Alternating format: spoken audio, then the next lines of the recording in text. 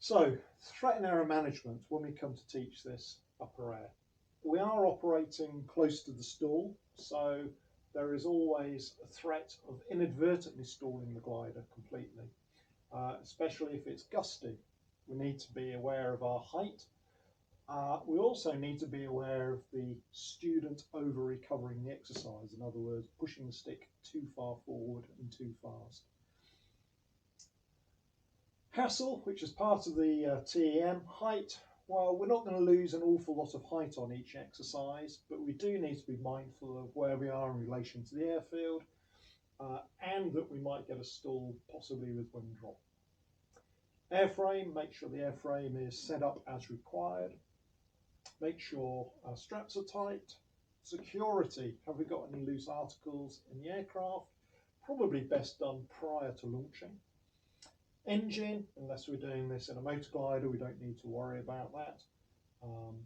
Location, again, think very hard about the position given the location you're going to do these exercises. Immediately prior to the exercise, have a good look at it. We also need to brief the student pilot on this exercise. The briefing needs to include what the pre-stall symptoms are. And again, build it up from 1 to 10. It's worthwhile briefing how the glider performance deteriorates as we get closer to the stall. So you might wish to include polar curve.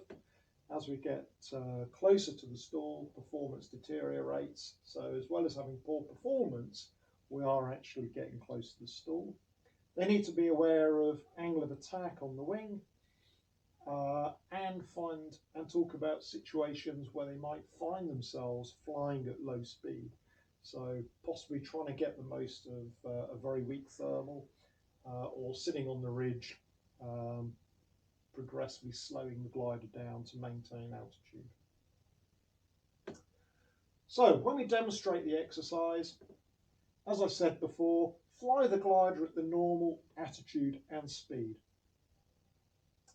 We set this up going from 1 to 10, so the first symptom would be attitude.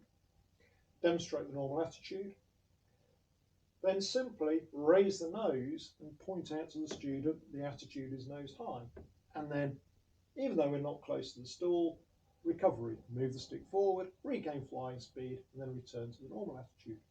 The next symptom we might point out is reducing airspeed. So we would normal attitude and constant speed. Point out the speed is constant at 50. Then raise the nose and point out the speed is reducing, and at that point we need to perform a recovery. The third symptom we might want to bring out is airflow noise. So fly at 50 knots, allow the student to pick up on the airflow noise, then reduce the speed, point out the airspeed is reducing and that the airflow noise is reducing. Once that happens, demonstrate the recovery. And we go for each single symptom all the way up to the point of stall. So the pre-stall symptoms are nose raised, above the normal attitude, speed decreasing, noise of the airflow changing, normally getting quieter. We might get buffet. In theory, all gliders must have 2 knots of buffet prior to the stall.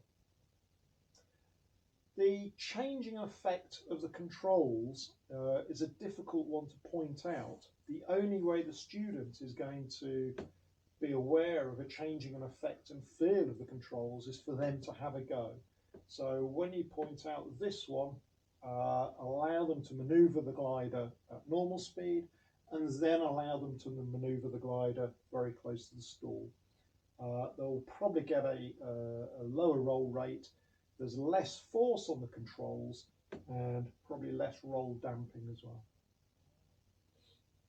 Stick position. As we're getting close to the stall, point out the stick is quite a long way aft.